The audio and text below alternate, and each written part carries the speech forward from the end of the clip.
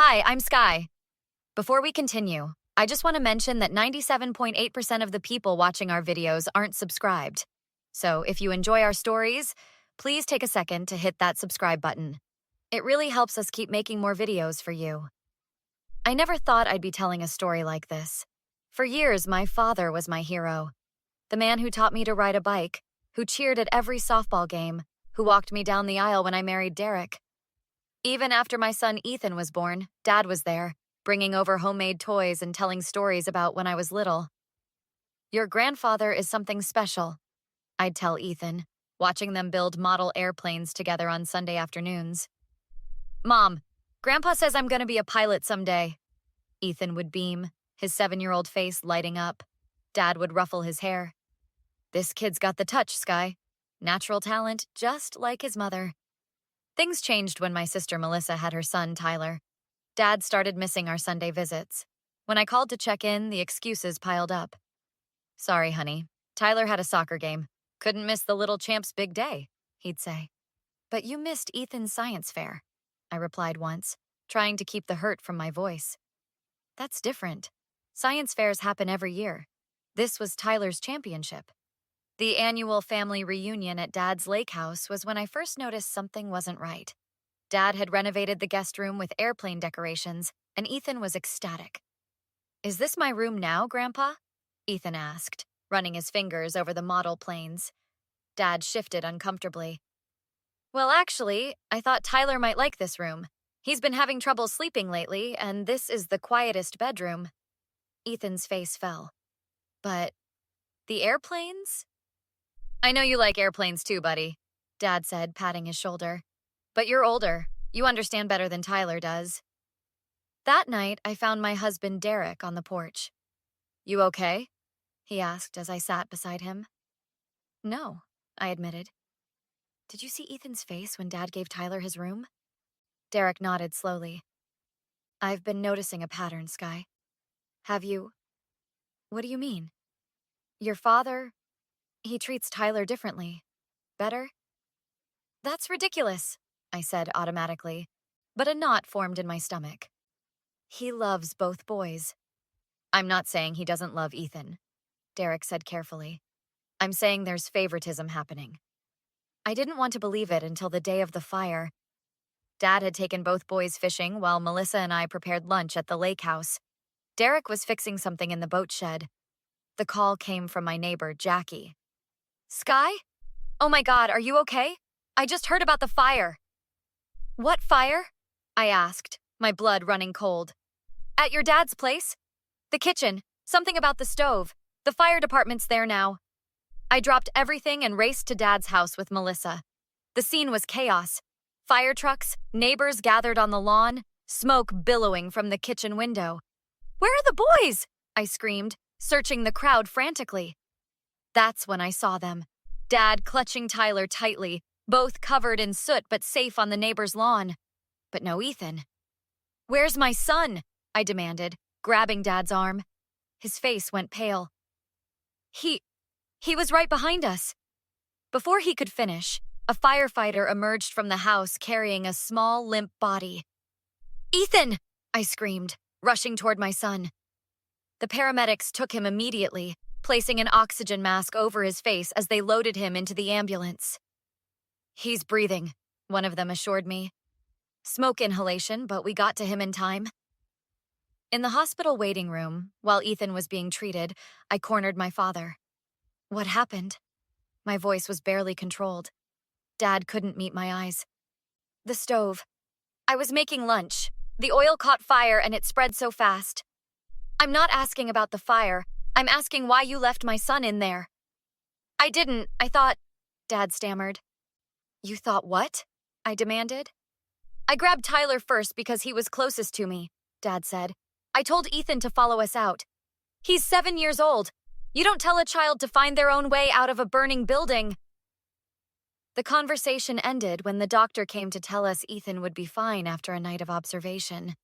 But the knot in my stomach had transformed into a cold, hard stone. The next day, I called Jackie, who lived next door to Dad. I need to know exactly what you saw, I said. Jackie hesitated. Sky, I don't want to make things worse. Please, I need to know the truth. I was watering my garden when I smelled the smoke, she began. Your dad came running out with Tyler in his arms. I asked where Ethan was, and he said, he's right behind us. But Sky, he didn't look back. He didn't check. My hands gripped the phone so tightly my knuckles turned white. What happened then? He put Tyler down on my lawn and just started comforting him. It was at least a minute before he even looked back at the house. By then, the smoke was pouring out. That's when he seemed to realize Ethan wasn't with them. I thanked Jackie and hung up, trembling with rage and disbelief. I needed more information, so I visited Mike, Dad's fishing buddy who had been at the house earlier that day. I don't want to get in the middle of family business, Mike said when I pressed him about my father's behavior toward the boys. Mike, my son almost died. This isn't gossip. This is about protecting my child. Mike sighed heavily. Look, your dad's my friend, but I've noticed how he treats the boys differently. Last week, Tyler knocked over your dad's tackle box, made a huge mess. Your dad just laughed and said, boys will be boys. But when Ethan accidentally stepped on one of your dad's fishing lures, man, your dad lectured that poor kid for 10 minutes. Why didn't you say anything? I demanded. It's not my place, Mike said defensively. Besides, your sister was there too. She saw the same thing I did. When I confronted Melissa, she exploded. So what if Dad gives Tyler extra attention? Tyler's younger, and he's had a rough time since the divorce. This isn't about extra attention, Melissa. Dad left my son in a burning house while he rescued yours. It wasn't like that, she shouted. Dad said Ethan was supposed to follow them. And you believe that's okay? To expect a 7-year-old to find his own way out in an emergency? What do you want me to say, Sky? That Dad loves Tyler more? Fine, maybe he does. But that doesn't make him a monster. I stared at my sister, the final piece falling into place. You've known all along, haven't you? You've seen how he treats them differently, and you've let it happen because it benefits Tyler. Melissa's face crumpled. What was I supposed to do? Tyler's father is gone. He needs a male role model. Not at the expense of my son's safety. Not at the expense of his feelings. That night, I met with Derek and my best friend Lauren to form a plan. I'm done, I told them. I'm not letting this go. Ethan deserves better. 2 days after Ethan came home from the hospital, I confronted my father. I chose a public place, the local diner, and brought Derek and Lauren as witnesses. Dad arrived looking tired, his usual confident stance diminished. Sky, he said, sliding into the booth. How's Ethan doing? Like you care, I replied coldly. Dad flinched. Of course I care. He's my grandson. Is he? Because from where I'm sitting, you only have one grandson, and it's not Ethan. That's not fair, Dad protested, looking around nervously at Derek and Lauren. What is this? An ambush? No, Dad. This is a conversation we should have had years ago, about how you consistently favor Tyler over Ethan. I treat them both the same, he insisted. You left my son in a burning house, I said, my voice deadly quiet. You carried Tyler to safety and didn't even look back for Ethan. I told him to follow us. Dad's voice rose defensively. It was chaos, Sky. I couldn't see through the smoke. I thought he was right behind us. Jackie says you didn't look back once. Not once, Dad. His face paled. Jackie doesn't know what she's talking about. Mike's noticed how you treat them differently too, I continued. And Melissa admits it. Everyone sees it except you. So I give Tyler extra attention sometimes, Dad conceded. His father abandoned him. Ethan has Derek. Don't you dare, Derek cut in, his normally calm voice tight with anger. Don't use me as an excuse for neglecting your own grandson. I don't neglect. You renovated a room with airplanes, Ethan's passion, and then gave it to Tyler, I interrupted. You miss Ethan's events, but never Tyler's. And when it really mattered, when seconds counted, you saved Tyler and left Ethan to fend for himself. Dad's expression shifted from defensive to pleading. Sky, honey, I made a mistake. A terrible mistake. I panicked. Can't you understand that? I understand perfectly, I replied. I understand that when it mattered most, you showed exactly where your priorities lie. What do you want from me? Dad asked, his voice breaking. I'm sorry.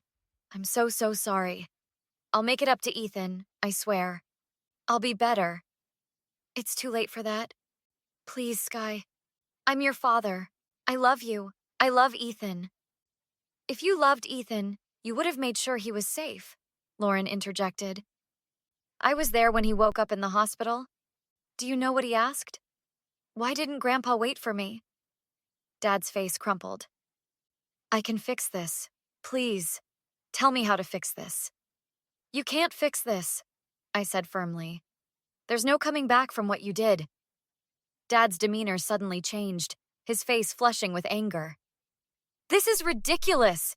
You're blowing one mistake completely out of proportion. One mistake? This has been happening for years, Dad. The fire was just the final straw. I'm not going to sit here and be attacked, he snarled, standing up abruptly. He pointed a shaking finger at Derek. This is your doing, isn't it? Turning my daughter against me. Dad, stop it, I warned. No, I'm not the villain here. He slammed his fist on the table, causing heads to turn throughout the diner. I've been nothing but a loving grandfather.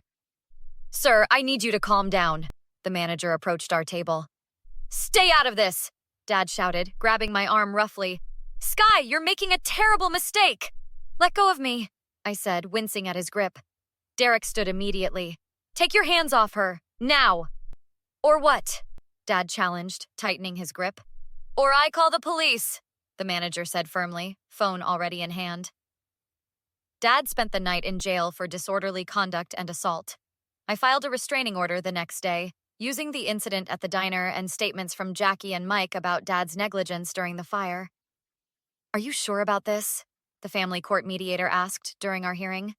Filing against your own father is a big step. I'm protecting my son, I replied firmly. He left Ethan in danger once. I won't give him a chance to do it again.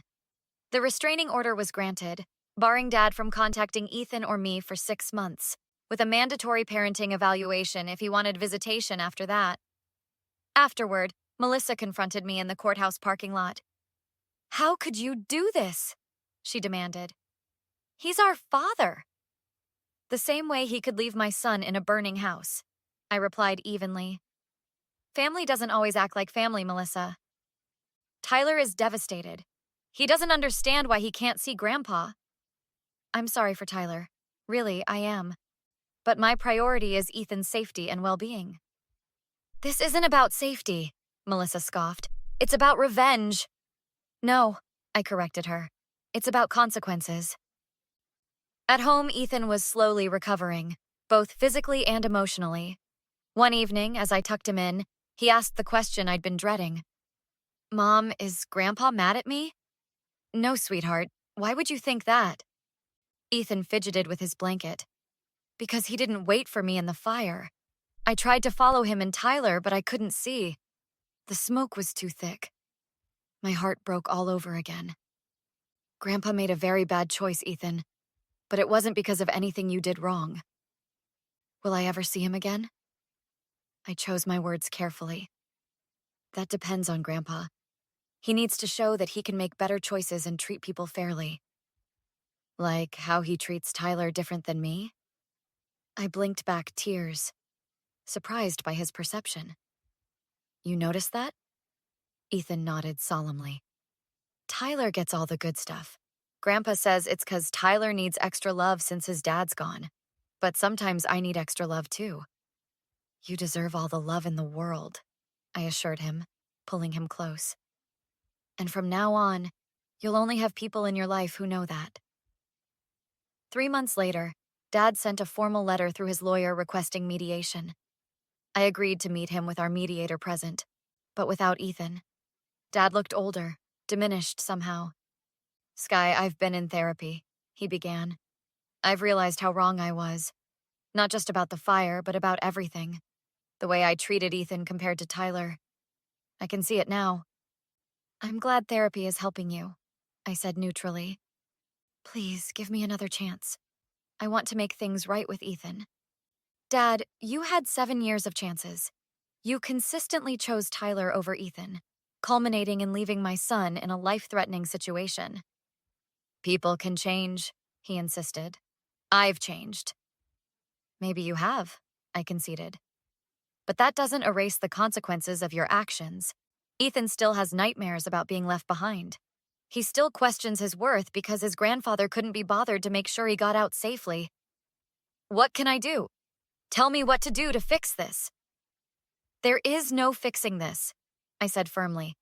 There's only moving forward. If you want a relationship with Ethan in the future, you'll complete the court-mandated parenting evaluation and abide by whatever visitation schedule the court deems appropriate, if any. That could take years, Dad protested. Yes, it could. That's what happens when you betray someone's trust so completely. Later that evening, Derek, Lauren, and I sat on our back porch, watching Ethan play with our new puppy, a therapy dog recommended by his counselor. You did the right thing, Lauren assured me, squeezing my hand. I know, I replied. I just wish it didn't hurt so much. He made his choice, Derek said. Now he has to live with it. And we make our choices moving forward, I added, watching my son laugh as the puppy licked his face. Ethan deserves people who will always put him first, who will never leave him behind. And that's exactly what he's going to have. What would you do if someone you trusted left your child in danger? Have you ever had to cut a family member out of your life for your child's safety? Let us know in the comments, and don't forget to like and subscribe for more true stories of family drama and personal growth.